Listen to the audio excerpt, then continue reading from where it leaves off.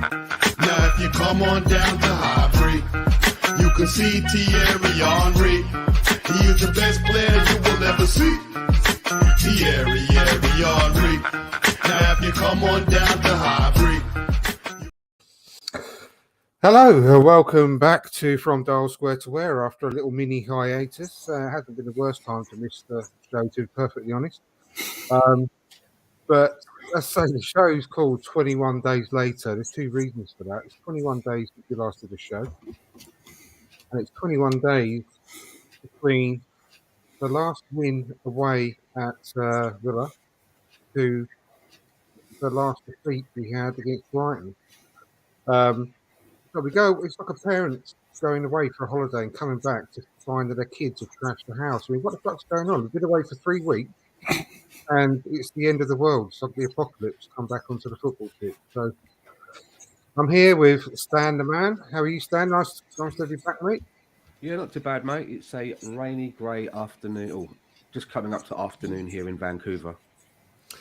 Yeah, not too dissimilar to here, to be perfectly honest. So you're not missing anything, and it sounds like neither are we. But it's great to have you back on. And once again, great to have you as well, Ryan. How are you doing, mate? Better than what I was on Saturday. It's taken a while. This one's really irks me, and for the first one in a while, the defeats actually hurt. Yeah. Like, it's lasted more than just a few hours, and then I'm over it. It's actually lasted literally until today. Yeah. Well, I'm not sure I'm over it yet, to be perfectly honest. It's like a proper punch in the stomach by a heavyweight boxer, wasn't it, on the weekend, to be perfectly frank. But we've got a lot to discuss, really. Like I said, it's been a while since we last podcasted, and when we did last podcast, everything was great. Nothing had broken. So, yeah, like I said, we've come back and everything's broken, including 2 of our main players. I mean, I don't know where to start, really, Stan. I mean, I think the best place to start, really, is go through the main changes, really, since that, like I said, 21 days ago, prior to the last game against Brighton, we'd just come off the back of a really good away win at Villa Park. That was on the back of a defeat against Liverpool, but that was not unexpected, and it wasn't a terrible performance against Liverpool. So we came back and we showed real grit and determination. We got that win against Villa. And then, we get to where we are now. I mean, let's just get your thoughts on it mainly. I mean, we've got the 2 injuries which we need to discuss, which have obviously had an impact on the team. But apart from that, I mean, there's a few things that are inexplicable, really, even when you take those 2 injuries into consideration. I mean, what's going wrong? I think coming out of the back of the January transfer window, I looked at what we had and what we had coming up, and I always felt that at some point we were taking a huge gamble should we get an injury to 1 or 2 key players. And if that doesn't happen, if we get any red cards, for any key players as well. And my worst fears have come to light now with the injuries, but we just don't have any variety. We've basically got a first 11 and another couple, and that's it. And some of those that are coming off the bench, it's obvious that the manager doesn't trust them anyway. And there are times as well now that we're going into games, even when we have that first 11, I feel that there are times when we're kind of playing with 10 men because of produce or production that we're getting from our striker. So we've been creaking along, and some of the results that we've got, I felt that we've been slightly overachieving because we're coming out of games with wins where we've had a couple of players that have just gone missing. And that's commendable to a certain extent, but it can only last for so long. And I think as well that the lack of variety that we have now, I think teams know how to play against us.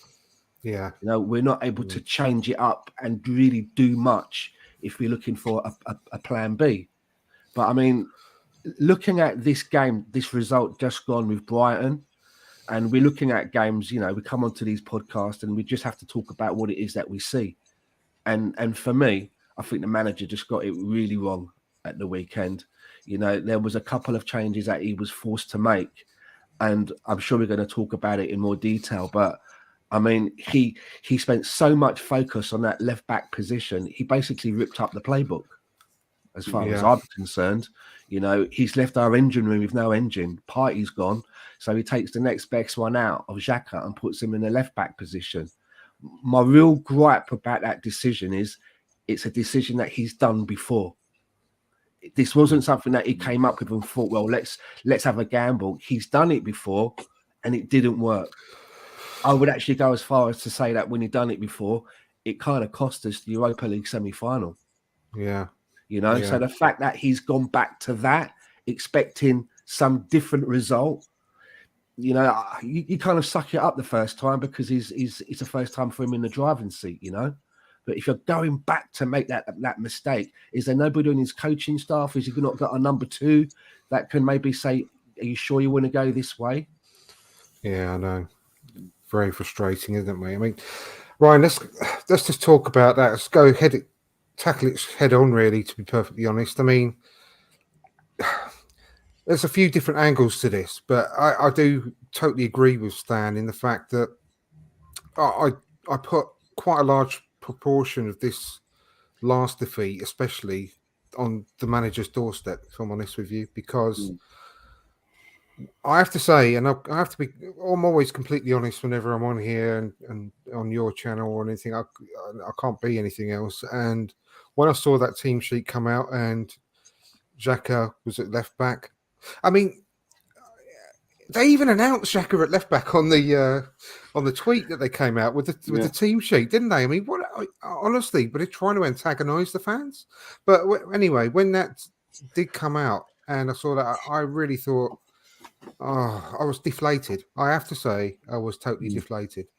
And I think most fans that I saw on Twitter and I've heard on podcasts and everything, they were all behind sticking with Nuno at left back, even if he's far from perfect at the moment, which we all know. But we didn't want to weaken the midfield, especially in Partey's absence. But so when that came out, I have to say, all my sort of good thoughts and good intentions and of the match really sort of drained out of me a little bit. To be perfect, I just hope for the best. So I mean, I do put a lot of the blame down to the manager because that one move really had a lot of knock-on effects throughout the team, in my opinion. So, what were your thoughts when you saw it initially? Well, as soon as I saw it, I literally got the thing and put it in our some of the group chats we were in, and everyone literally said this because we were saying before last week on my podcast that even though he had a bad game on Monday and going into obviously Saturday's game and this Saturday coming Southampton, these two games were perfect for Nuno just to bed himself in. They're not top-ranked teams in all due respect in terms of we've got Chelsea, United and West Ham around the corner. They're not that level. This is perfect for him to sort of bed himself in, get a few games under his belt, get match fitness up, ready for the big hitters. And he didn't, as you say, even you're saying in the kind of group chats and on Twitter, that's it. Well, what does that say about he has no faith in the player. He's only just signed, not even a year ago. No faith in him. Then why buy him? He spent how much? What was it? 18 plus add-ons. No, No, it's about 8 million. Is it 8? Sorry, I think it was actually 8 million euros. So yeah, 8 million euros plus a few add-ons and this, that, and the other, but nothing major. But that's to be a backup to Tierney. The whole point of it to get him in as a backup to Tierney in the first place, so we could get the tank.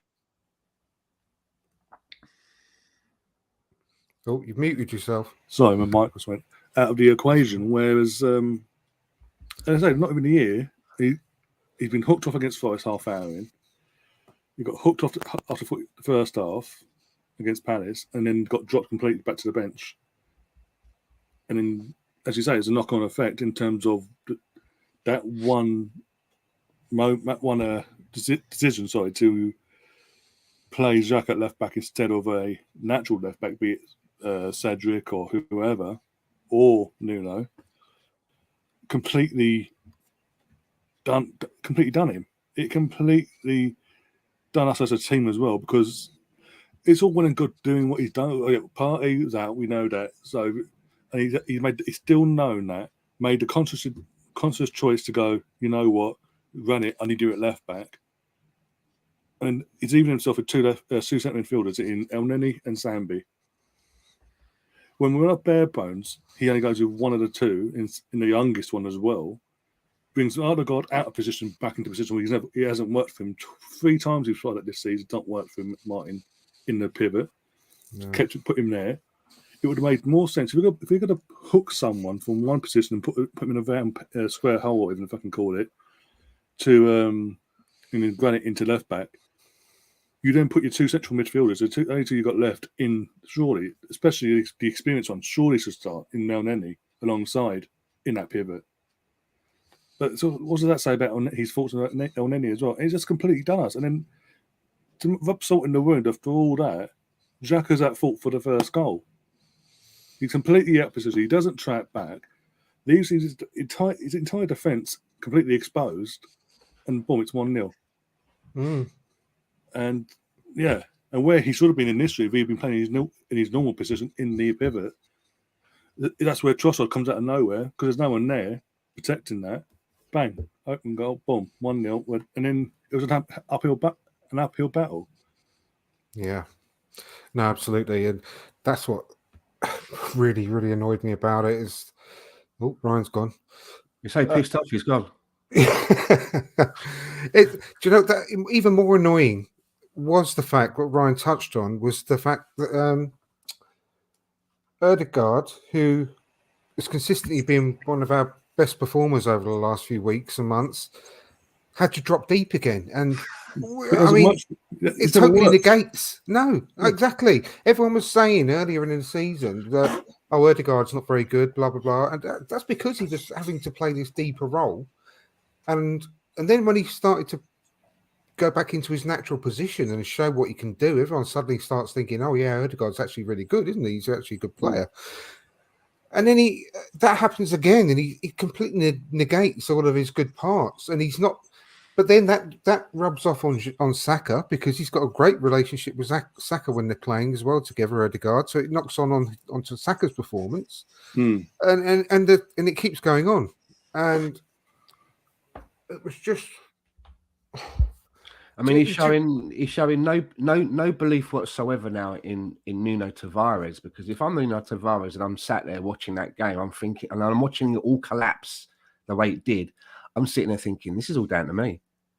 Do you know what I mean? He's basically ripped up the whole playbook just because he can't field me in that left back position. Am I really that bad? Meanwhile, he's left Sambi Lokonga out to dry, because if he's shoved them into a midfield now with Martin Ødegaard playing out of position, surely, you'd want to have Granit Xhaka next to him to help guide him along and have him on the left of the midfield on the same side as Tavares as well, so he can help him along. Exactly.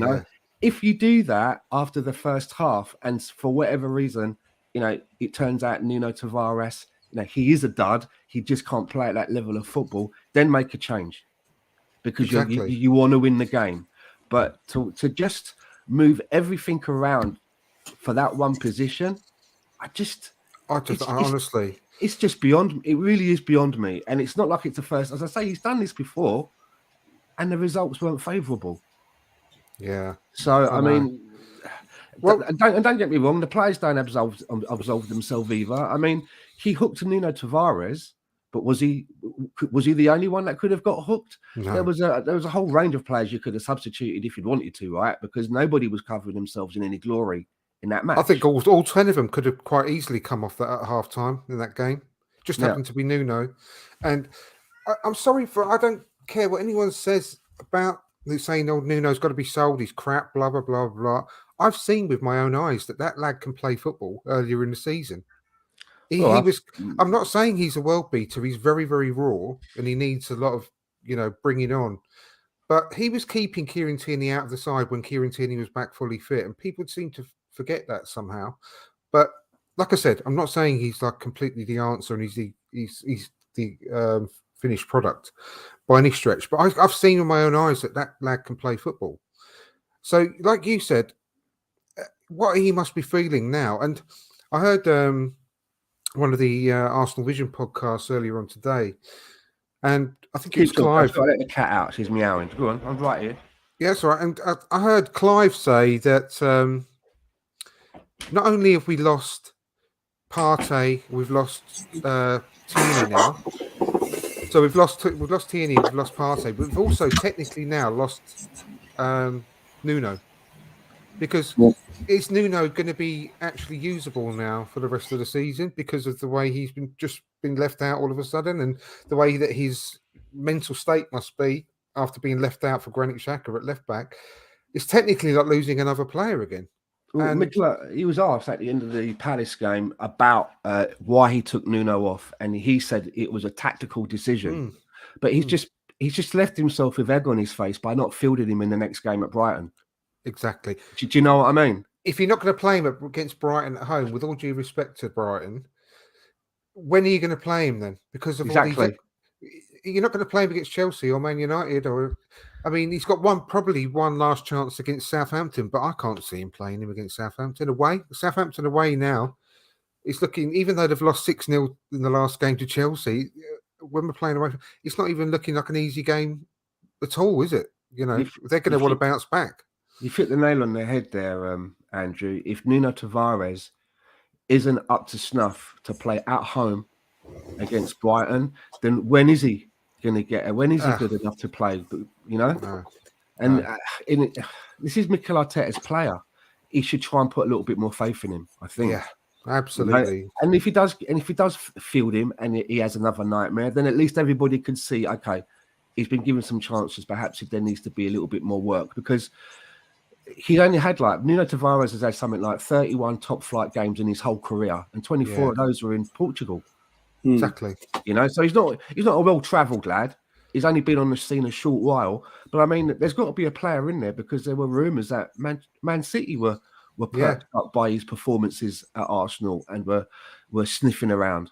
Yeah, absolutely. Oh, like I said, we're not blind. If everyone's got to be honest and say, earlier in the season, we all watched him and we were all raving about him. So that player is there somewhere, but he's somehow been broken. And whether we can get him fixed again before this season, or whether even Mikel Arteta wants him to be fixed and usable before the end of the season, is up for debate. But I mean, it wasn't just that situation with putting Xhaka at left back and having all the knock-on effects. What I saw with my own eyes against Brighton again were players that obviously care. You can see that, and you can't accuse our players of not caring. We've all seen the celebrations when good times. Andrew, if you're going to get a pay bonus, right? If we make the Champions League and you're one of those players, you know that you got a bonus coming of £500,000. So there's an incentive there. That's an incentive. So don't tell me the players don't care, because for half £500,000, thank you very much. I'm playing every game like it's the World Cup final. Of course you would. But how do you explain the lack of the running, the lack of the pressing that we had before in weeks gone by, the lack of urgency, the lack of real intent with the passing, just a real lethargic performance after a week's gap between games? It was hard to watch. My guess is if you describe the way that we felt when we saw the lineup, you know, we saw the lineup, Xhaka's in there at left back, and we all felt deflated before a ball was kicked. Can the team not have the same effect on the team? You know, they're looking at the team sheet. Odegaard sees that he's not playing in his favoured position, knows that he's probably not going to have as a good a game. Sambi Lokonga's seen that he's not in the midfield next to somebody that can hold his hand a little bit. Xhaka can't.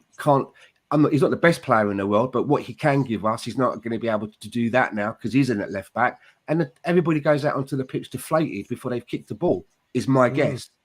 And then you're looking at your striker. You think, well, maybe we've got a striker that can, you know, finish a half chance. Well, that ain't Alexander Lacazette. Do you know what I mean? He ain't going to finish a half chance for us. So there must be a huge deflation sometimes when the manager's just changed everything around, which they've seen has been working just for that one position. It can't have been good. No, it's got to be. Isn't it, Ryan? I mean, I think Stan sort of hit the nail on the head there. I think they're only human as well. And when they see that, they would have known that this has been tried before. They will know that this hasn't worked.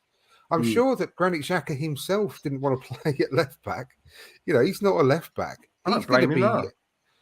Yeah, and I mean, I have to say, before I move on to you, Ryan, which I will do in just 2 seconds, I think that, I don't know, actually, because I've purposely stayed away from Twitter the last few days. I think it would just do my head in. I don't know what people have been saying too much about Sambi and his performance. And I thought the kid tried his absolute utmost. I can't fault the lad for what he was put in, like Stan said, thrown into the deep end, into the role that Partey's been covering. And I think Clive, again, sorry to keep referring to the Arsenal Vision podcast, but it's quite fresh in my mind. I only listened to it a couple of hours ago. Clive himself again said that Thomas Partey, it's taken him this long to get that, to really nail down that position himself. Yeah. He's 28. It's only recently, in the recent weeks, that he's actually really properly got to grips with the Premier League himself. In that role, covering that. So to ask Sambi to do that now at his stage of development with his such little experience in the Premier League was too much to ask. And that's the other reason why you just simply cannot believe why he's done what he's done, moving Xhaka away from him and leaving him all on his own in that midfield pivot. I mean, what's the thinking? Poor Sambi. Once again, I think there's a real good, promising player there. But I mean, how long is that going to last if his confidence keeps getting knocked? If this keeps going on week after week now, and he's going to be left on, especially against these teams we've got coming up, Chelsea, Man United, West Ham. It doesn't bear thinking about, really. I mean, surely to God,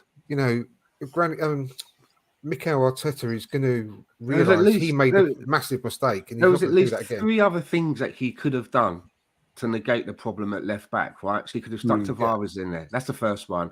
And had maybe a double pivot of Sambi and Xhaka, not a single pivot. That's the first thing he could have done. The next one he could have done is he could have thought, okay, why not then? If I'm not going to go with Tavares, obviously I can't take Xhaka out of the engine room. I'll have to put White at right back, put Holding in his place, and maybe shift Cedric onto left back, because as we were told when we brought him in, he can cover left back and right back. That's 2 options there. The third option is even the more drastic one, but going 3 at the back.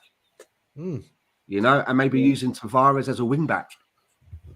Yeah, or even Saka, who did it brilliantly before. Or Saka. Well. So there's other options than go for the one that he took that totally rips out the midfield.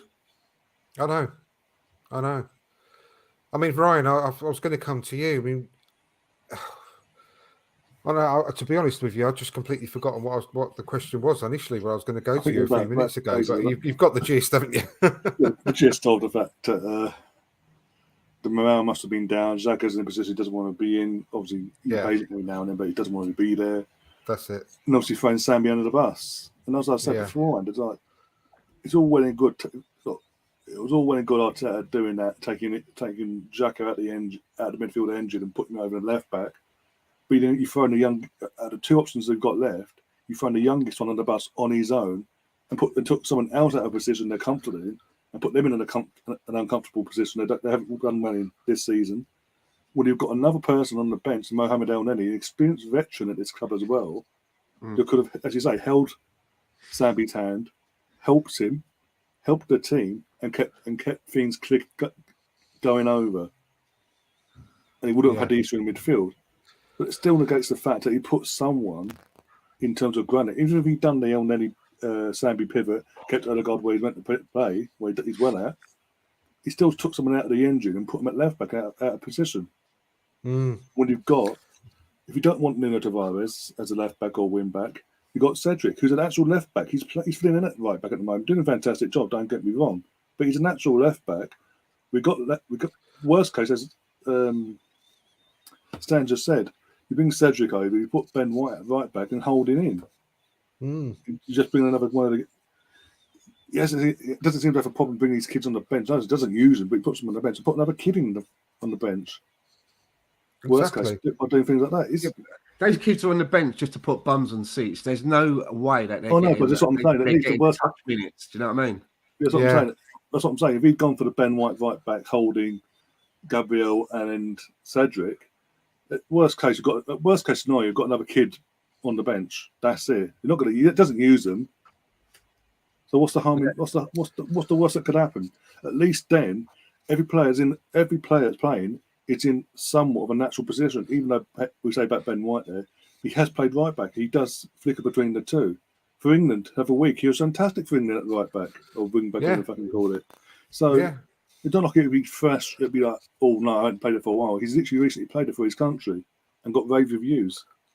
Exactly. So, and at least then you're keeping then Xhaka in the pivot and putting either El Neni or Sambi alongside him, keeping Odegaard where he's comfortable in and playing the front three.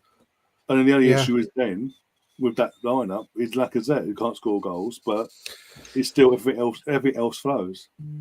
Well, this is the thing with Lacazette. I mean, everyone knows my feelings about this. I've been going on about it whilst the times were good, haven't I? I mean, even when we were winning every week, I still have my worries about Lacazette. And it was his worst performance of all against Brighton, I think. But he wasn't helped because we weren't moving the ball through the middle of the park. We weren't progressing the ball because we didn't have a midfield. I mean, he quite often at times he was dropping back to defensive midfield position, a lot in that game. But his pass, I think he had 8 passes in the game. He received only 12 passes in the game, and he just wasn't involved. He is doing nothing now, and you can't put it all onto that last performance because it was just so atrocious as a whole. But I think Lacazette, in terms of Lacazette, I think he's just playing so many games now. His fitness is just on the floor now. Again, like we were saying before about Nuno being these Saturday and this Saturday coming, that these 2 games were perfect for him to play. These were perfect opportunities to bring Eddie in and give Lacazette that rest. Yeah, with the big 3 games coming up afterwards. Give him a kick up the arse. At least then he knows as well. If Eddie playing, he knows that at any time he can be dropped. Well, this is it. Has got the armband on him and goes, no, well, you've got the armband now, can't drop you. He's got no threat for his position at all at the moment, has he? So he's playing without the worry that he's going to lose his place in the next game. Also, as a captain, he's seen it with Aubameyang. We talked about Aubameyang until near the end. There's other stuff going on with Aubameyang for him to be initially in the end stripped, of the armband. But no matter what, for the start of this season, he done nothing for the first half of the season for us, Aubameyang, really. But he kept on getting started, didn't he?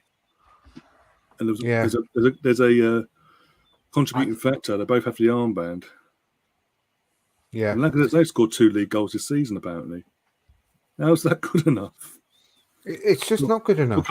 It's that bad that we're actually, as fans, talking about Eddie coming in, taking his place, who's not scored a Premier League goal all season either. Yeah. But the worst thing is with Lacazette at the moment, I'm starting to worry now that he's got 8 games left and his contract's coming to an end and he's literally just given up now. And because he's had no threat for his position at all, he's got no consequences for his bad performances each week.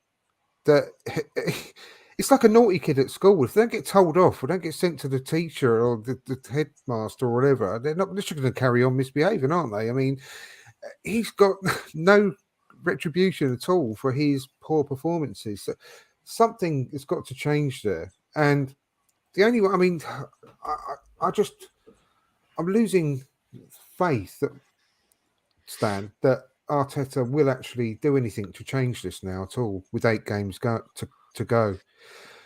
Well, you can't. What team has ever got a top 4 position without having a striker that scored goals? He's only scored 4 all season, 2 of which have been penalties. I mean, you've got to change it at some point. I think he's snookered, right? Because, I mean, Lacazette, it's just not happening. He's not making any contribution. Doesn't make even runs to the near post anymore. He's not doing anything. You look who's next in line. Eddie. Eddie's had so many chances. Does he ever seem to take his chance? No. He seems like what you said. He's there's 8 months left. It's obvious that he's not signing another contract. He's got his mind on going somewhere else and doubling his salary. I don't know who would ever do that though, because every time he gets an opportunity to go on, he's not even putting himself in the shop window. So if we get rid of those two, then we're going to have to look for another solution, and maybe that would be Nicolas Pepe, maybe that would be Martinelli. Maybe it would be ESR. But the thing is, if you start doing that, and you've got Lacazette on the bench and Eddie on the bench, and you start playing a Martinelli, for example, and it doesn't work, what are you going to do? Go back to Lacazette? Do you know what I mean? You're going back to someone who's not thinking, I've been dropped for a bit, but I want to work myself back into the team. So anytime I get a few minutes, I'm going to try and do something. He's not even in that zone. He's going. And I don't see why the club would want to extend his contract anyway. He's on 180 bags a week. Why would we want to give him more? More for what? He's not earning it at the moment. For us to keep him around, that would just be a convenience thing of keeping around a mature player. But he ain't gonna make any contribution. So I think Mikel Arteta's kind of snookered himself, because with only 8 games to go, it's a gamble now trying someone else who's not really in that position, like a Martinelli or an ESR. But then if you stick with what you've got, I'm not convinced either. Yeah, I'm not convinced either. My biggest hope is the 500 grand bonus is what keeps somebody like Lacazette awake at night, and hopefully, it's going to try and make him score goals, because nothing else seems to be working. I mean, it's honestly, I've been thinking for weeks. It's got to the stage though that you cannot simply do any worse, even if you just try now and put Martinelli through the middle, put Smith Rowe through the middle. Play the players that are more in form. Play your best players. The ones that are staying, the ones that still feel invested, all right, they might not be that solution for the long term, but they might put a little bit more effort in than what we're not getting from Eddie and Laka. Exactly, and it's not as if that Lacazette couldn't be useful off the bench, even if he got benched and not started a game, because and he was basically knew that it was down to his form. Like you said earlier, he's not got a chance to sort of try and work his way back into the team now anyway. But he's shown earlier in the season against Palace that he can make an effect coming off the bench. He was actually pretty good when he came on for that last half hour and scored the last minute winner. So it's not as if we can't use him anymore if we don't start him. But, I mean, I think anyone could do a better job playing up front than him at the moment, because he's not affecting the game in any way. And now I'm not putting these performances, the last 2 performances, down on his shoulders completely, because everyone's played crap the last couple of games. But he's not even, doesn't seem to be trying or running or doing anything anymore that he was doing a few weeks ago. Yeah. It's ridiculous. Honestly, he's just a passenger now. He's literally a passenger, isn't he?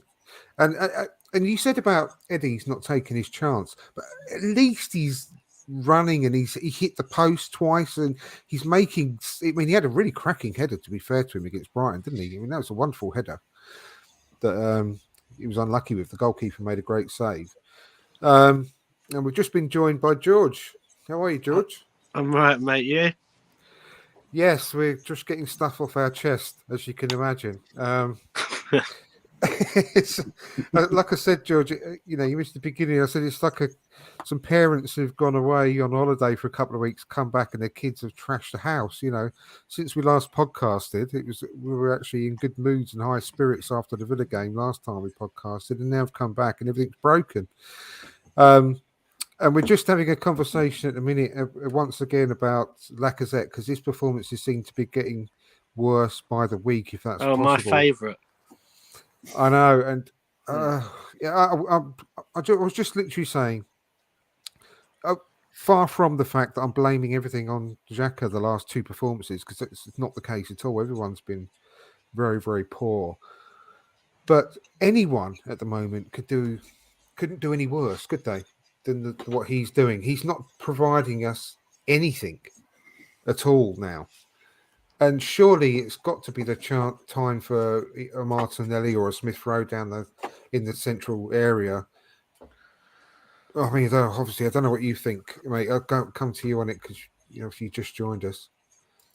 Mate, I can't see anything, and I could be offering more than Lacazette is at the minute. So, I've been saying for weeks that I think I've said Pepe should be given a chance down the middle. Right. I keep hearing he works hard. That's all I hear all the time. He works hard. He's not even But doing that anymore, mate. I'm sorry. I've no, got to say what I see. He's not he- even working hard anymore. he's not working from. He's gone from working hard to working from home. Working remotely. Yeah, I don't know. That's like, really good. It's like it's mad that you say it's like a parent's going on holiday. Literally, I have been on holiday. Yes, I know. Yeah, I was going to say. So like, my first holiday, I went just as we were playing Villa, so we won that, and then I went on my second holiday, and then that was the dreadful series of unfortunate events week. I'm sorry, mate. You're deserving it for ramming it down our throats that you've been on 2 holidays in the space of Yeah, like a just month. thought I'd rub it in a bit. Yeah, no, you totally deserve it, mate. You deserve everything you get. The death stares I'm getting, but I can't see them. It's fine. But with Lacazette, I said they should have dropped him against Brighton. That hasn't happened. I'm hoping he gets dropped against Southampton, but probably won't happen. I don't even know what to say anymore. Like with Lacazette, he just needs to go. I think, as odd as that sounds. It's just that what I really don't like though is that other players get punished. I mean, take Nuno for example. Yeah. Right. He has had 2 bad halves of football, and it looks like he's got no future at the club for crying out loud. He's a young had player. about 10. Exactly. There's no consequences, like I've said. So But when he's got his favourites, you can get away with blue murder. Yeah. With my argument Mikel with Arteta. this is as well. So, some Arsenal fans absolutely obliterate and slate Pepe to the ground for having bad games or stuff like that. You look at Pepe's record for being involved in goals and the goals he scored, and it's not actually that bad. Compare that. Why is it alright for Pepe to be slated like that? And I'm using Pepe as an example because he's a strike up front, and Lacazette isn't. Yeah, that's absolutely bang on. No one can answer that. So why is it like Pepe to be slagged off, but not Lacazette? It's not as if Pepe doesn't work hard when he's on the pitch either. A lot of stuff goes, runs it into touch like Walcott sometimes used to, or he can miscontrol it and it goes out, or he's trying to beat a man and gets it taken off him, but he's trying stuff all the time. But he does track back, he does work quite hard. But like you said, for the slightly imperfect performances that he puts in, and he's very inconsistent. I'm not going to say he hasn't been inconsistent, but when he has been, he gets absolutely slated. Lacazette is like I say, he's had 7 assists, which is good, and he was playing really well. But 2 open play goals, for crying out loud, and 2 penalties for someone that you're paying 180 grand a week for to be your number 9. It's just not good enough, mate. All you get thrown in your face. He scored against Wolves and made it 2-0. So bloody what? He didn't score against Wolves, but he nearly did. Yeah. But I thought. I mean, we come to you, Stan. I mean, it is true though, isn't it? If you're in Mikel Arteta's, if you're not on his sort of birthday card list, you do get different treatment than if you are on his birthday card list. Do you know what I mean? He's Lacazette, and I'm sorry, it's got to come out now because I've been saying this for weeks, and I've been really nice about him because something's got to happen because he's not leading. He's not being a captain anymore. He's not leading on the pitch by example anymore. And seriously, if we're going to have any chance whatsoever of rescuing this situation we're in now, we need to score more goals. And actually, one more point, and I promise I'll come to you. The fact that we haven't scored more goals has meant that we haven't been able to experiment a bit in matches because we've only ever been ahead by 1 goal in matches this year. So even throughout the good times, we've only ever won by 1 clear goal. So we've never been in a situation where we've been 2 or 3 up. So we can make changes and bring on people like Sambi, bring on people like Nuno, so they've been more involved. And a lot of that has to go down to our number 9. Because if we had scored more goals, then we would have been in a situation where we could plug more players throughout the season. Do you know where I'm going with that? Yeah. And I mean, also someone, a player like Nicola Pepe, who's had no trust given to him at all, to then bring him on with with 6 minutes to go when you're 2-0 down, what do you expect from him? You expect him to come on and roll his sleeves up for you and try and get you out of shit because you've been looking after him. You're just gonna like call on him when it's time to like break the emergency glass and hope he's gonna come and pull it out of the bag for you when you've showed him no trust at all. Even if you want to sell that player in the following summer, because of how small our squad is, there's players that should have been given just a little bit more game time to keep them involved in the picture. Players like Sambi and Nuno Tavares have just been sat out in the cold and then thrown back in when there's an emergency, and then they're expected to be up to speed with everybody else. They're not allowed to be imperfect. When they come on with 20 minutes to go, they're not allowed to be imperfect, are they?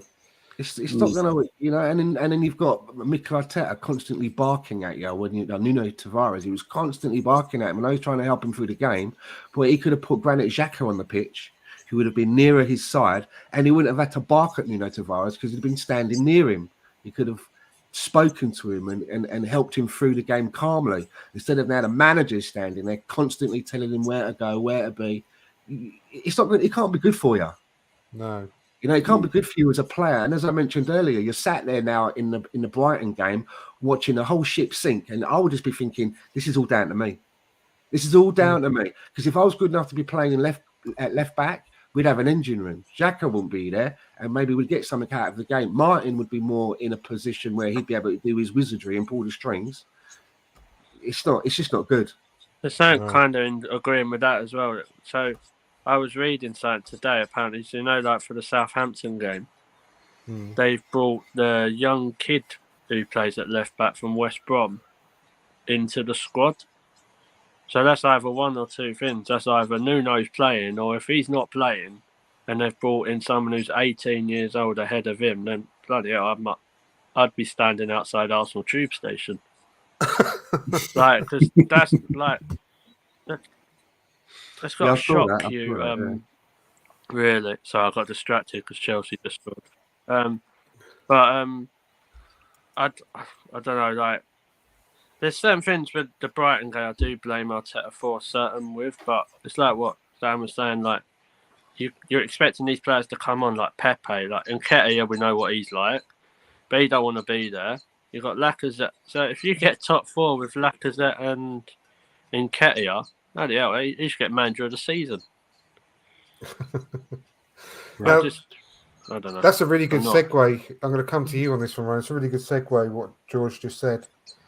Because we've all had this conversation about, if he made it into top four a few weeks ago, should he be in consideration for manager of the season, etc. If he finishes 5th, 6th, 7th now, after the situation we're in, what's the thinking there? Because his contract, obviously, you've got a year left to run in the summer. We've all got, we all know about this. And worst case scenario is if we don't make the Europa League, I'm far from negative. I am. I'm a really, really positive fan. Always have been. But it's not out of the question now that it's going to take a while to get out of this spiral that we've just started to go down. It seems like we've got no confidence. If we don't make it into the Europa League now as well, I mean, what happens with Mikel Arteta, do you think? I do. It's a hard question. I don't like asking, but it's a hard question.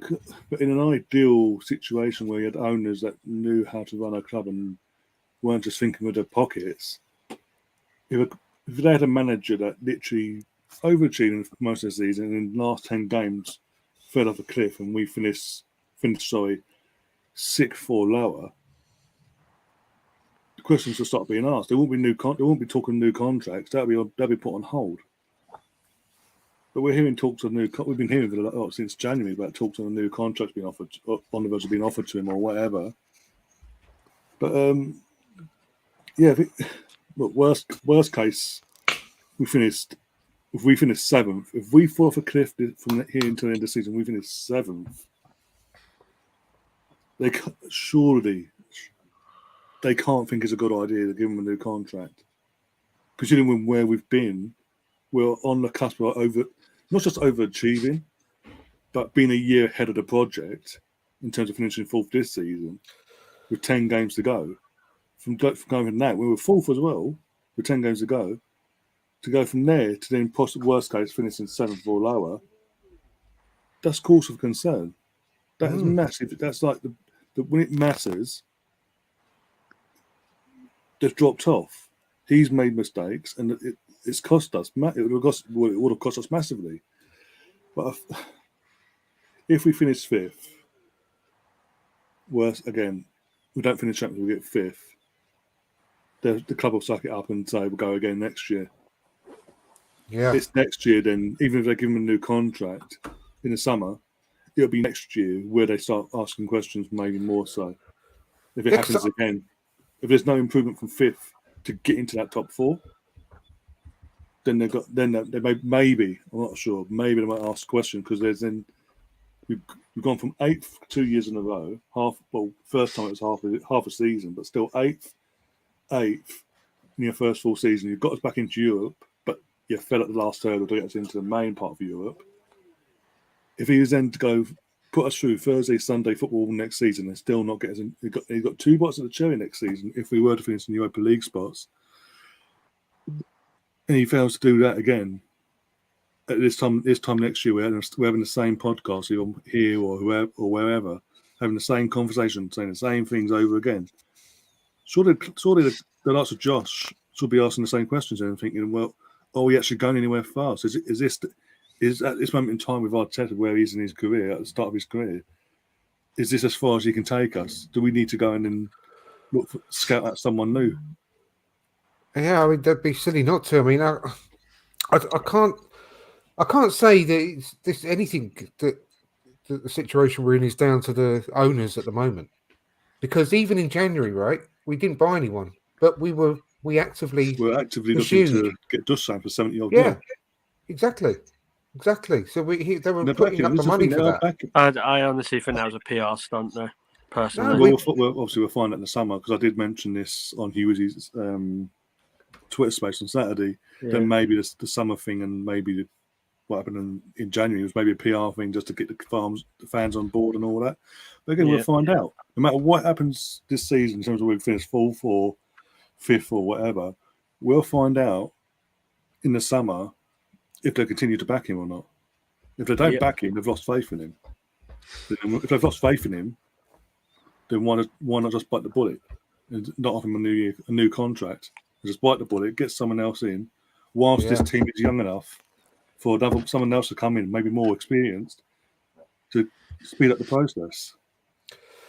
I mean, Stan, what makes me really think as well is the match against Crystal Palace, right? Crystal Palace were brilliant on the day. You've got to take your hat off to them. They knew exactly how to. They worked us out. Yeah, Vieira had done his work, and they knew how to nullify us, and they did. They played perfectly. He's had 7 months at Palace. They had 14 players go out on a budget. Sorry? On a budget as well. Exactly. Yeah, there are 14 players go out in the summer. He's brought loads of new players and young players in, and they are already they're in the highest position in the Premier League, and they're playing good football. The fans are absolutely going mental. They love it. If he can do that without, spent nowhere near what we spent in the summer, obviously. You've seen, obviously, I hate to say it, but that lot down the road brought in their manager. They went through a bad spell, but they are now, he's 7 months into the job as well, and they are sorted technically at the moment. Mikel Arteta's obviously had 2.5 years now in the job, and what do you think is your requirements if you were the owner of the football club in the summer? Bearing in mind, you've got to discount what you thought at the start of the season where we should finish, because things happen throughout the season, and you've got to move with that situation. And whether people thought we had any chance of the top four at the beginning of the season or not, or whether they said sixth is probably the maximum we could probably get, and we end up sixth, this season, then you think, well, that was my expectation at the start of the season. But as things progress, your thoughts have got to change, surely, because of the position we're in with 10 games to go. And so you put yourself in the position of the owner. What's your thoughts then if we drop off now and God forbid, we don't even make a Europa League place? What are you thinking? Well, for me, at the beginning of this season, I always felt that if it's sixth place, which is the one that gets you into the Europa League proper, that's always been my minimum requirement for me. That's the minimum requirement. So the fact that we managed to flirt a little bit with fourth place, I felt that we were kind of overachieving. Obviously, I wanted us to maintain that because I've seen a lot of our fans saying after that Brighton game, what's the point of being in the Champions League if we can't even play games against Brighton? The point is that if we do make fourth, we get more money just for qualifying for the Champions League. And the fact that we're dining at the big boys' table means that we're able to entice a better caliber of player, which then helps us progress in the Champions League. If we don't make that, we've got a lot of money to spend this summer, apparently, a lot of good money to spend. And if we don't make the Champions League or even the Europa League, who are we going to attract? Because we are creaking because we don't have enough players. So we're only going to be bringing in players of a certain caliber, which will then hamper us getting into Europe because the players that we have won't be good enough. So it's like a weird cycle. But to answer the question that you asked a few moments ago about what would the owners do, I honestly believe that the project for the owners isn't Arsenal Football Club, it's Mikel Arteta. They look at Mikel Arteta as the project. And I actually think that he's already been given a contract and he already signed it. And I think that's what he was doing when he went over there in the middle of the season to go and visit Stan Kroenke. Yeah. It was either like a soccer game or ice hockey game or something he was with. I think it's been done. I think it's already been done because at the beginning of the season, Edu said there was no target. In that interview, if you remember, he was asked about targets and he said that he didn't say that there wasn't a target. He just didn't say that what the target was. Right. He said that they didn't really want to go too much on the targets, that they were more about growing the team and blah, blah. But he strayed away from saying that this is our goal. This is the goals that we have for this year.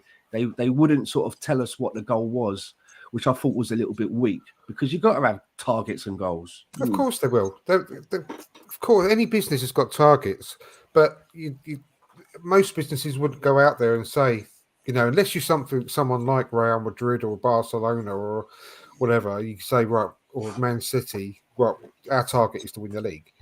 Everyone else, you're not going to say what your target is because you open yourself up, don't you? Surely he could have said, our target is to get back into Europe. That's still ambiguous. He's not saying Champions League or Europa League, but he's saying, Arsenal should be back in Europe. But they were very, I felt they were just very muted about trying to give any kind of a target away, which then takes the pressure right off of the manager and takes the pressure off of the team. There has to be something that you're working towards, right? Now we know that if they qualify for the Champions League, a lot of the players get 500 grand. And I would imagine the manager does as well.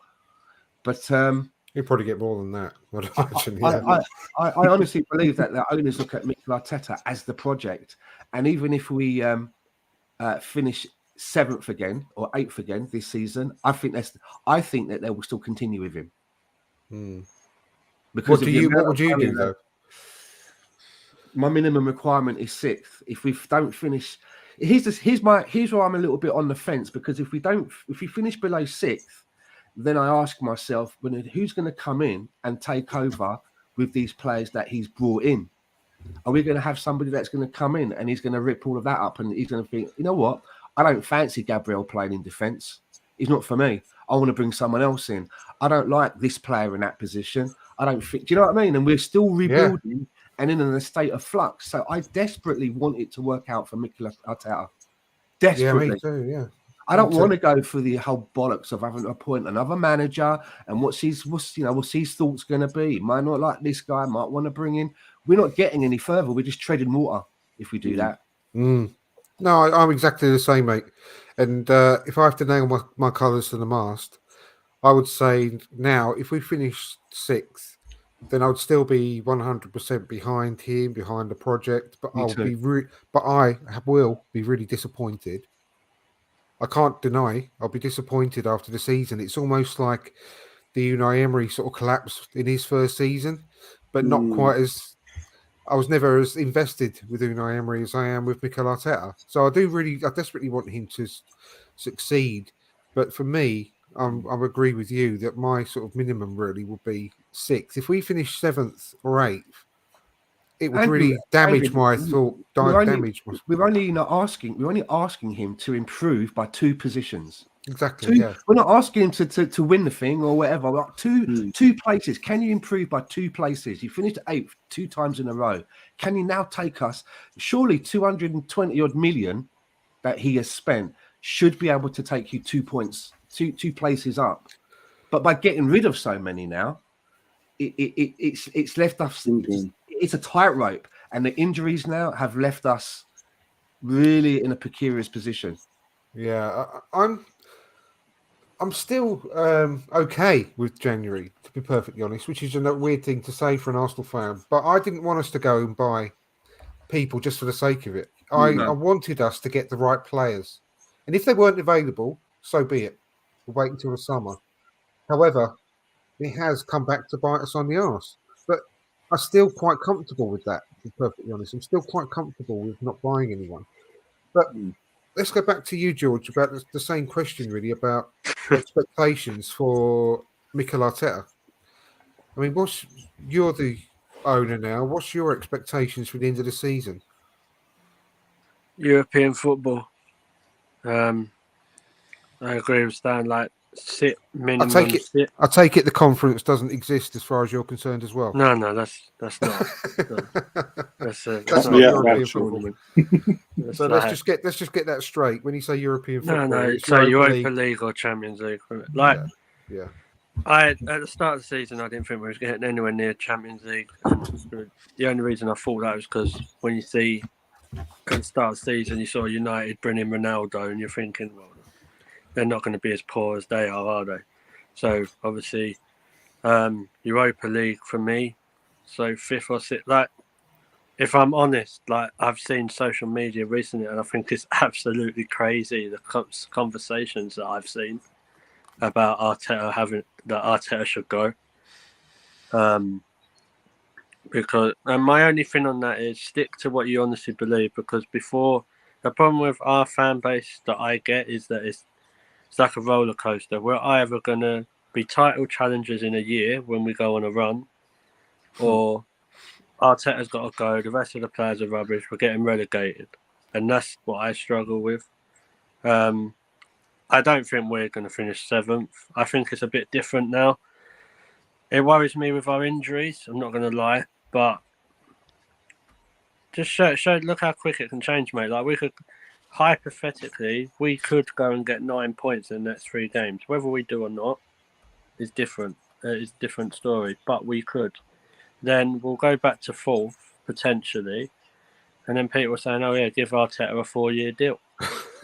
And this is like, I'm a firm Arteta thing. I think we've got a trust process, like we keep saying. So if we finish 6th or 7th, we sack him next season because it's not good, or in the summer because it's not good enough. Then we bring someone else in, like we said. Are you telling me that a manager's going to be happy with people like Tavares and Sambi and maybe like Gabriel, or I don't? It's just a vicious circle. So, I'm just glad that there wasn't social media the day before we brought Arsene Wenger in. Definitely. Yeah. Can you imagine, like, or like someone else I saw on one of my friends had on Twitter? Can you imagine if they was like it when in the '89 season when we lost didn't we lose to Derby? We lost to Derby in Wimbledon, didn't we? Yeah, so that's all right. I think whatever happens, I don't think Arteta's going anywhere. But like Ryan said, I do have to agree. If they don't give him money in the summer, then it's pretty bleak for Arteta. But I think they will. I'm sure they will. I'm absolutely positive they will. But it's like what happened when we flirt with top 4, transfer targets change, and this is what I've been trying to say for weeks now. Don't say, oh, we should be getting this one, that one, because we've heard people say we're being linked with people like Darwin Núñez, Bellingham, Haaland, I don't know, whoever else is going to link us with. If we finish 6th or 7th, we'll be getting your mate in Who's my up front. mate? Do you know what I mean? What, So what Kunjan? yeah, we might as well. We could have Ollie Watkins, Ivan Toney. Just Oh, God. make Ivan you Toney, happy. yeah. Don't say Ivan Toney as if it's disrespectful, mate. I'll tell you, he's a quality. He's back to his best years. Yeah, so I don't know. As the owners, I don't think they care about the club that much. I agree. I think their bigger project is Arteta because they want it to really work because of how much they put into it. I don't know, like Another reason why Champions League. I don't think they're that bothered. As horrible as that sounds. I think another Let's reason move why on. they want it to work, is because it's worked with their Rams. The same sort of project, Project Youth, Oh, yeah, Project Coach. Yeah, and they're just comparing it, aren't they? Let's They're not just write. one I mean, we can't write this whole thing off after 2 defeats ever. We're not going to sort of say that the whole world is swallowing us up all of a sudden. Oh, it has on Twitter, mate. Oh, I know. That's why I've not been The on world there. Mate. thinks That's why I've like- not been on there. Have you I've seen seen- the cover I've done for the show? I mean, it's like taking the mickey out of it all. Obviously, with London underwater. Like I've and just the end heard of the Boris world. Johnson's been fined and all that, but apparently that's Arteta's fault. like you've watched. I don't know if people say it on social media. Like it's just everything is, and this is my argument. Like, and I have said it. I'm not saying people are wrong. Everyone has their own opinions, but Arteta does make mistakes. But where were these people saying Arteta's a fraud and he has to go when we're 4th before and we've just beat Villa? Oh, exactly. Yeah, That is my exactly. argument. Like, if you think he's a fraud, stick to it and say, "Oh, we're there by luck," or "We're not very good," or "We're there because other teams ain't." And it's just, I hate going on social media when we lose because it's like everything in the world has gone wrong. The fuel crisis. Blame Arteta. That's what it reminds me of. No, I think the Boris Johnson one. You're right. They blame Mikel Arteta, but the fuel Yeah, they will. crisis. They blame that one on weather's hot. Lacazette. Blame Arteta. That's Not Lacazette's global fault. warming. I don't think it's right to blame Mikel Arteta for the failings of Boris Johnson, but I definitely think that Mikel Arteta was behind that fiasco at the Oscars. I'm not having it any other way. He was involved somewhere along the lines there. Even Will Smith had more shots than Lacazette. Definitely. Let's move on to the final points then, really. And that is where we go from here and what you think that Mikel Arteta is going to do against Southampton and what you would like him to do against Southampton. So there's 2 different ways of looking at it. And it's you first, Stan. Is it home or away? Away. I'm going to it. Away from home. I want us to go back to playing very, very similar to what we were doing before the virus stuff happened. So I would probably try to welcome him back into the team, but have an emergency backup ready if in case it's too much for him because he's got no confidence with bringing in Holding and shifting White out as a right back and then moving Cedric over to left back as an emergency. But I will try and salvage the relationship with Nuno Tavares. Personally, I wouldn't just be writing him off like that. And if you do that, then you've got a midfield of perhaps Xhaka and Del Neni or Xhaka and Sambi. I would probably go with Xhaka and Del Neni with a view of maybe bringing Sambi on a little bit later just to keep the ship steady. That means Martin Odegaard goes back into his natural position. If it was at home, I would probably be also inclined to try something else in the place of Lacazette. But I'm not sure if I would extend the experiment that far for an away game first, because sometimes Southampton, they can be quite tricky at home. They blow a little bit. They blow a little bit hot and cold, Southampton. So I would probably wait for the next home game to start doing something different in that Lacazette area. Man United. Yeah, Man United. But then again, though, you say Man United, but they're not so great at the moment, are they? No. I don't think we are. Man United are in a similar position where we were maybe 6 months ago, where a team would look on their fixture list, see Arsenal coming up and think, right, we can get a couple of points here. We can get a couple of points. I look at Man United being in that same sort of territory now. I mean, With that- God, a if couple of that- weeks ago, yeah, I would have good put points. my mortgage on us beating Man United, but at the moment, we Hmm. look like shorn of confidence, don't we? I mean, yeah, well, over to you then. Actually, yeah, sorry, Stan. What do you think that Mikel Arteta will do before I move to you, Ryan? What do I think? It's a hard one to answer because the guy comes up with stuff like on just out of nowhere, doesn't he? You know, he's like Randy Orton and his RKO's out of nowhere. I don't know. I have no little wrestling term. Bro. I have no idea, to be honest with you. It wouldn't surprise me if he goes with Xhaka again at left back because he seems like the sort of bloke that likes to try and prove a point. It hasn't worked before, so he's gone with it. And maybe he says he's trying to con himself. We'll try it. We'll do it again, and everyone will know what they're supposed to do. I really hope he doesn't do that. Yeah. Oh, definitely. Over to you, Ryan. Same thing. What would you do? What do you think he'll do? I was seeing Gary's comment in the chat. Sorry. What I would do is literally, it's away from home. You get Ben White out. It hasn't, obviously, the left back situation hasn't worked like the previous game. He's obviously, granted, it was at fault for fucking the first goal, even and all that crap. So I'd literally have Ben White right back, bring Holding off the bench onto where Ben White would be at centre back, Gabriel, and get Cedric over the left hand side. Get Granit back in the midfield engine alongside a Sambi or El Neni, one of the two. Yeah. Put Martin back in his position at number 10. Martin Lenny and Saka down the wings. Smitho back on the bench, and obviously there's an option there to bring on if needed. And I would put Eddie up top, but that's the one difference. I think, as Stan says, he'll probably start with the likes of Granit at left back and put Lacazette down the middle again because he's the captain. It does seem like he's got the captain privilege now, and yeah, we're sort of stuck with it for the next 7 games after this. Yeah. George, what do you think? Same question. Did you say Eddie, Ryan? Over Lacazette, yes. Just so you know, George, we've got your eyeballs on the screen. Sorry. That's it. There you Is that go. better? There we go. Yeah. What I would do is probably do what Stan said. Like, I'd give Tavares a go, personally.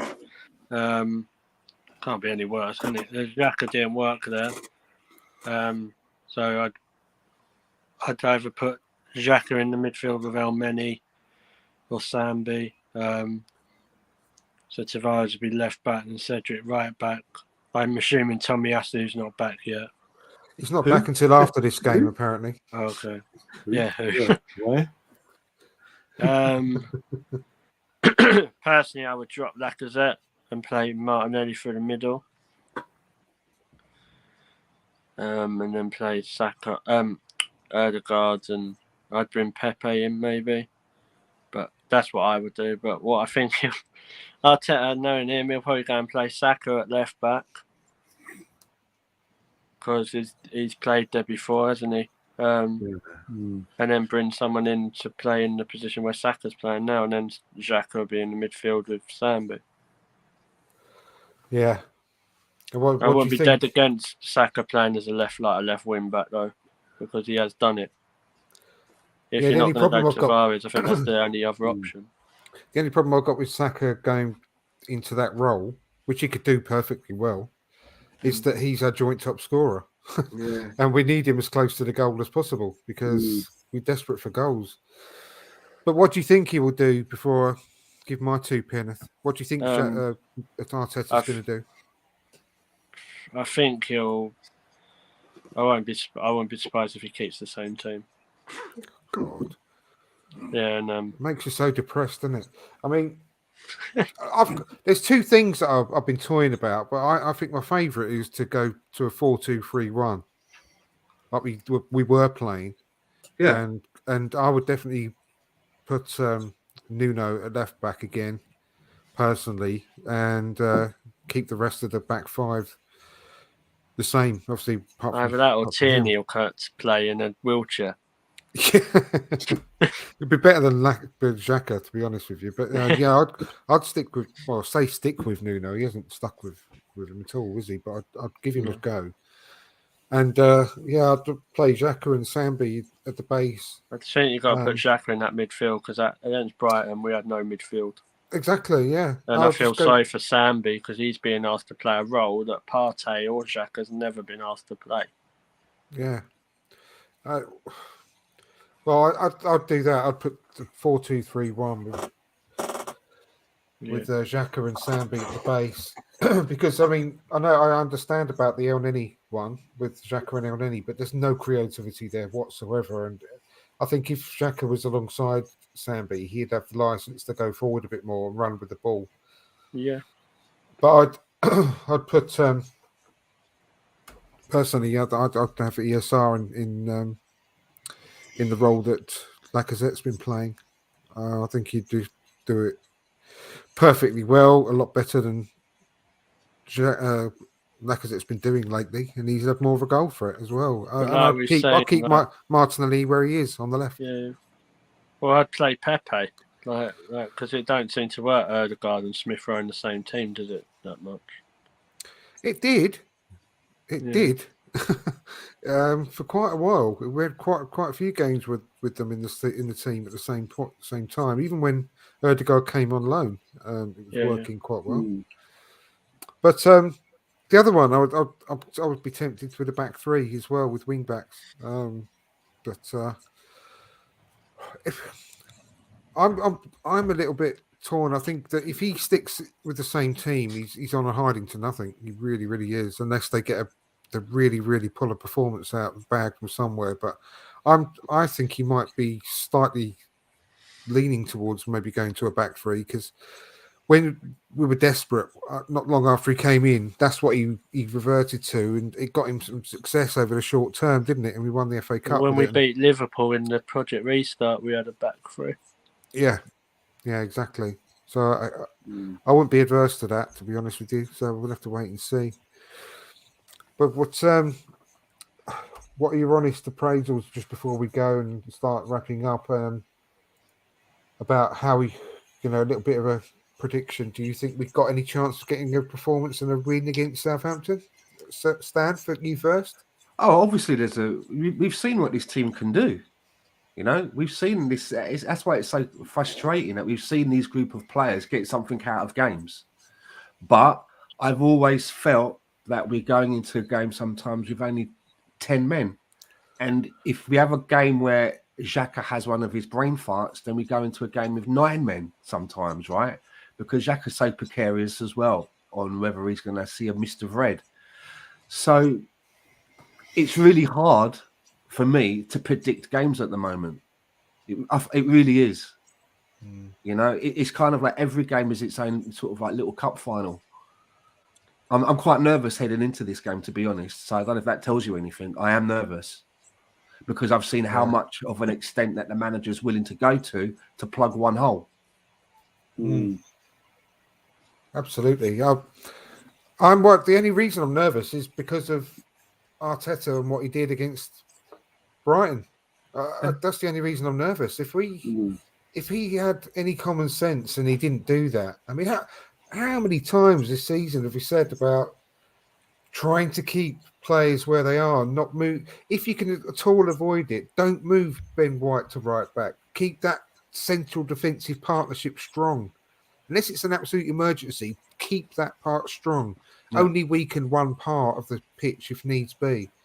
And he weakened most of the pitch just by putting Xhaka at left back, because we had no midfield, and that affected Odegaard, that affected Saka. So he affected the whole bloody pitch by doing that one move. So, I mean, Ryan, how are you feeling? You got any confidence that we're going to go to Southampton and get a win and get back on track? I think we get a win, but it won't be a 6 or 7. I think it'll be a grounded out, tough 2-0 win. Maybe even 2-1. Love it. I love the positivity, mate. I really do. Other than that, because I wouldn't really touch on what really frustrated me. When I say touched on it before we went live, is performance-wise, 87 minutes we had no performance on Saturday. So suddenly a goal goes in, and it's like it breathes life into the team, and we saw us just pin Brighton against the goal and hammer and tong throw everything at it. And Gary will back me up, who's in the chat. We're doing our watch along, and I'm at the end of the game saying, where was that? Where was that for the first 87 minutes of the game? We're at home. Where was that? Why have you waited until a goal goes in and go, now we can play? Yeah. So it depends on it depends on what team turns up on the day. It depends on Arteta's 11 and if he's filling any pegs and holes and all that. And B, the team's confidence in the tactics and the team lineup, as we saw on Saturday. Yeah. Yeah. That was. It's always so frustrating when that happens, when you've had such a lethargic performance. It looked like they'd all gone out and wet the baby's head on the night before, isn't it? Celebrating Gabriel's baby, and they've gone out and got hammered the night before because they played like they were still pissed. But when they look like they've got no energy for the first 87 minutes, and then all of a sudden, after they've played all the 87 minutes, then they've got energy.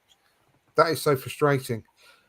I mean, George, are you confident we're going to get a result of against Southampton? No. You're going there, aren't you? So what are you expecting to see? I'm not confident at all.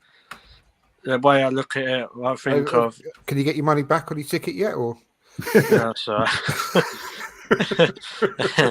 Well, I think of it, no winning 5 or 6 from Southampton. No, don't say things like that. I mean, Christ's sake. Yeah, I mean, honestly, if it's not bad enough as it is already. I don't know. It all, like everyone else has said, it all depends with the 11. If we play Xhaka at left back, we don't win. I think that's as simple. But I'll try and be as positive as I can and 3-1. Ooh, blimey. God, it's like, is that scoring? If he scores, I don't know. Next time we have a show, I'll publicly apologise to him. I've seen his son. I've got to be honest. I think that if he plays the same team in the same formation, I don't think we win either. No. I can't see how we get the ball progression up through the midfield onto the attackers. At best, I think we'll manage to get a draw if he goes with that.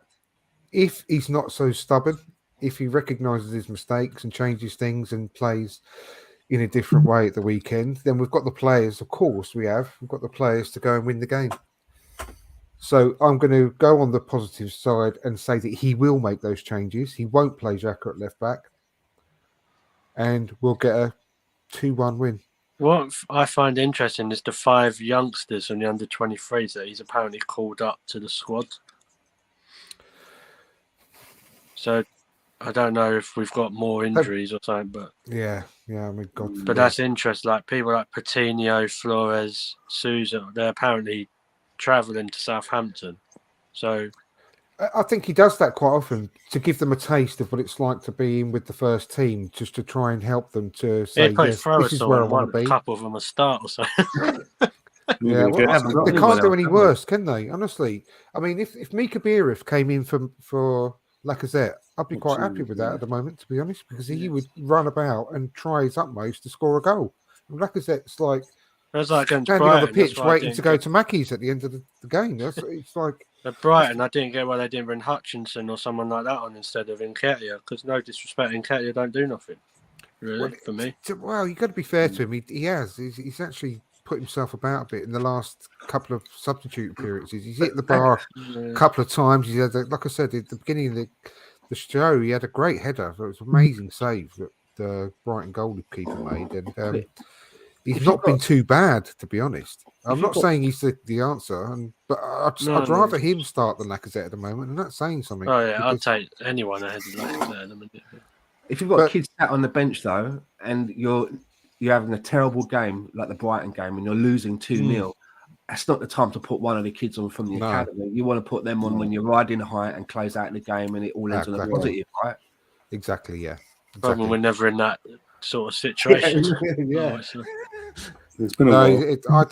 I mean, the reason they come along is purely to be involved with the first team, feel Match like they're day sort of involved, thing, yeah. and just oh yeah, I want a bit more of this, and maybe one day if I keep working hard, I'll actually get on the pitch, and it gives them that little bit of encouragement that they're actually making it, if you like, and they're doing the right things to be involved. I don't think they're going to be, unless it's something dreadful happens, and they won't get on the pitch. But it's a good experience for them, to be honest with you. But if like I said, just if he plays the same team, I can't see us getting a result. I really can't. I'd love to be surprised, but I just hope he recognise. I just hope he's not as stubborn as he seems to be, and he will put his hands up and even privately and say, "Look, I made a mistake." Even to his missus, I made a mistake there on Saturday. I've got to change things up a little bit because I think that's the only way we get back to winning ways, really. And you never know; anything can happen with Spurs.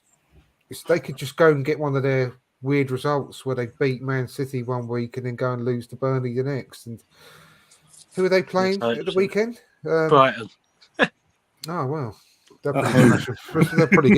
probably put 5 past Brighton. Oh, Yeah. That's what I was thinking. I think after Brighton, Brentford, and literally I was saying on the weekend, 3 days before the North London derby, they've got to go to Anfield. Yeah, who are going for a title. I honestly, I said this last week on your show, Ryan. I don't think Brentford away is going to be easy for them. Also, Burnley. They've got to play Burnley at home, but Burnley have got something to fight for. Yeah, they're fighting for their lives. They're desperate, really are. Yeah. So let's leave it at that. It's good to be back anyway, regardless of how somber the tone has been throughout a lot of the show. That was quite positive. Yeah, we always try and be positive, as we know on there. It's getting harder every week, George. Certainly is, yeah. But once again, Stan, thank you ever so much for coming on. I know it's very short notice, but it's always great to have you on. Thank you. No, thanks for having me on. Good to chat with the three of you this afternoon. Brilliant. Yeah, and hope to see you again very, very soon. Ryan, as always, it's been a pleasure. And we'll be back on your channel tomorrow, I think, isn't it? Tomorrow. Yeah, tomorrow. It's on 30 p.m. UK time. Myself, you, and Greengrass, as you like to refer to him. Yeah. Excellent. No, looking forward to that. I always do every week. So thanks for coming on, mate. It's always been a pleasure. And George, thank you for joining us. I know that you did your own show just before you actually joined us, which is why you joined us late. If you want to give that a bit of a plug. Yeah, obviously it's called Sports Mania, so we started doing that all Premier League previews and review shows. So like every Monday and Friday normally at 8 p.m. So yeah, come along and give us a follow, and if you want to come on, anyone's more than welcome. Definitely, I definitely will do one day. Yeah, give us an invite when let us know when you're going on, and I'll come on. But I'll put the link to your show, your channel, in the description, so people can go and follow you and go and subscribe to your channel. Cheers, that. So look forward to seeing you all again next week. Thank you ever so much for everyone that's been in the chat. It's been an absolute pleasure. And give us a like before you leave. That would be fantastic. And we'll see you all next week. Take care and goodbye.